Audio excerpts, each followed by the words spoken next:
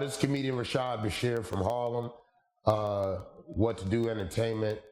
And I remember when I did the worst comedy road gig. This is New Year's Eve, 2021. So this literally just happened. So I got booked to do a comedy show in the Poconos. And well, it wasn't the Poconos, it was somewhere in Pennsylvania. This dude from Harlem, he had opened up a comedy club in Eagle Valley, Pennsylvania. Right? So me and this other comedian, it's supposed to be a New Year's Eve show. This was his grand opening. His grand opening of the comedy club.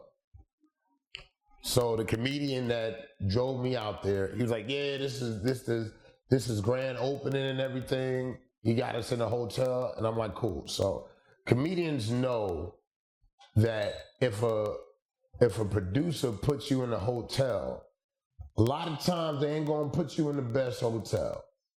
They not. Depending on what they gonna pay you, like if they paying you good money, they definitely gonna put you in the best hotel.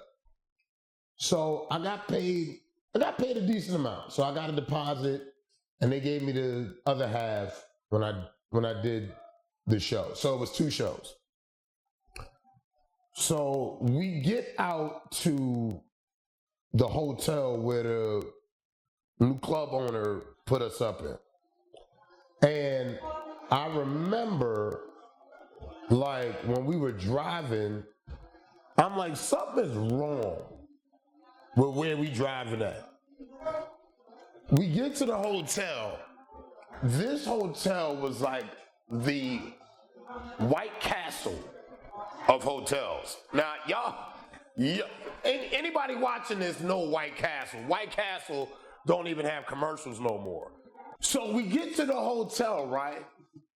And I look around and I immediately say, "Oh, he got us. He got us." We walk in. So from my understanding, this club owner apparently had 5 rooms that were rented out for the comedians and whatever DJ he had coming. So we get there, we get the room, we go in the room. I go to my room, so me and this other comedian, we stand like 2 doors away from each other.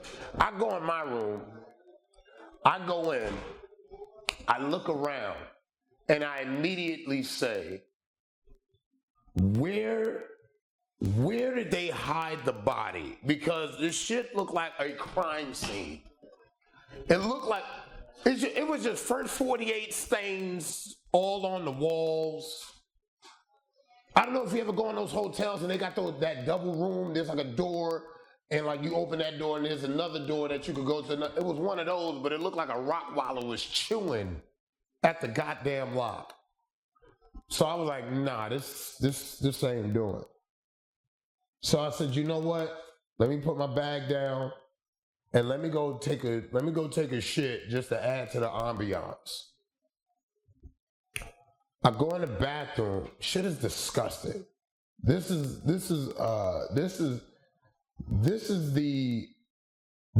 Bronx Fortran of hotels. Like if anybody from the Bronx and from New York, you know the number trains are the worst fucking train to be on.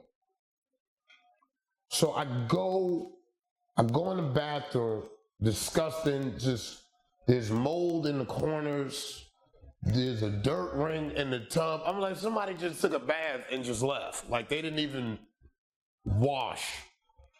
So I said, you know what, let me just use the bathroom. I use the bathroom, I flush. Why does the fucking toilet stop up? And it was the fact that the toilet stopped up. And you ever see the toilet stop up and you were like, nah, chill. You keep trying to flush and make the water go. No, and the turd was just in the water, just floating up to the top. And you know you lose your mind when the water gets to the brim of the toilet and then splash over. I was like, ah! But I was like, it made the room look a lot better. So the water in the toilet just goes over, turds still just floating.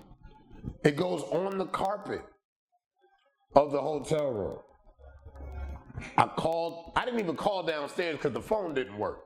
So I go downstairs. I was like, look, I can't stay in that room. Can y'all get me another room? And it was like, all right, we're gonna work in it. So the other comic was like, oh, Rashad, you can stay with me. So I go to her room. Her room was even worse. Immediately, I go in her room, right?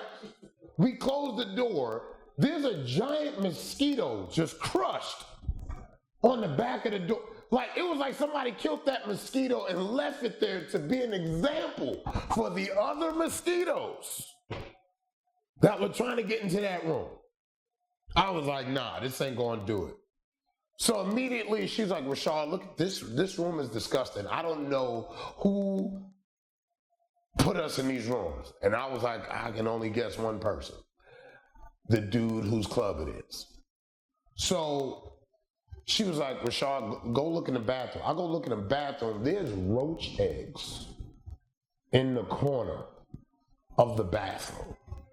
I was like, nah, we not staying here. So she lived in Jersey, so she was like, I'll drive home. I'll drive an hour home to go stay at my house and then come back the next day. Because she was like, I'm not dealing with this shit. I was like, all right, cool.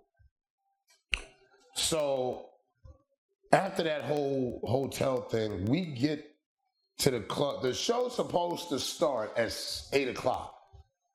We get there professionally at 7:30. We get to the club.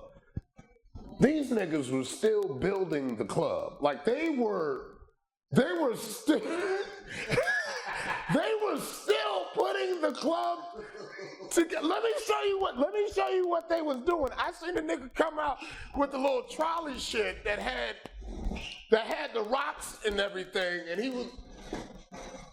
they were still putting the club together. And we show up, we like, yo, where's this owner, right? Where's this owner at? So he come out, and immediately he was perspiring. Everybody knows the difference between workout sweat and cocaine sweat. Everybody knows. This was clearly blue magic sweat he had coming down his face. So I go to shake his hand. I'm like, hey, I'm Rashad. I'm one of the comedians. This nigga go, hey man, look, all right, look, here, take this broom, go inside and sweep. He wanted me to sweep up some of the debris inside the club that was not complete. I was like, yo, what the hell is going on? So I wind up not sweeping because I'm the talent. I didn't sign up to build the club and then perform in it. I didn't sign up for that. So he's stressed out because the club not finished, and this is supposed to be his grand opening. It's New Year's Eve. It's New Year's Eve in the middle of fucking nowhere in Pennsylvania. I go back in. Because he goes in, and we're outside, we wait like 20, 30 minutes. We go in, and we go back in, and the club is nice. The club is beautiful, big, it was spacious, the stage was wonderful. Because I knew it wasn't finished, because when he went back in and came out, I went in, and I looked at how nice it was, and I just said, cocaine is really good because it don't make you clean up anything in a fucking second because he got that shit done. He had that shit finished. So we go in there. Clubs, we wind up starting the show late, of course. And so apparently the club owner was like, where your people at? I was like, my people? He was like, yeah, man, you was supposed to invite your fan base out. Motherfucker, I got 4,800 followers on IG, and I'm like 4,000 of them I don't even know. So ain't nobody gonna come out to the middle of Pennsylvania to fucking do a show. So I was like, look, whatever. So I wound up, me and the producer, me, the guy that drove us, and the other comedian, we wound up performing for 7 people. We performed for the people that built the club. We was like, nigga, what is this? So we had to do 2 shows. So the next day, New Year's Day, we did another show. And we did this show for the same motherfuckers that built the club. I had to do the same, I didn't do the same set, but one of the dudes that was doing the plastering, he was like, yo, you said that shit yesterday. I was like, you know what? Okay. So, in a nutshell, comedians will do anything for $500. And that is what I can remember about the worst gig that I did. I hope that you enjoyed the video. Please don't forget to like, share, subscribe and hit that notification bell so you will always get an alert when a new video drops.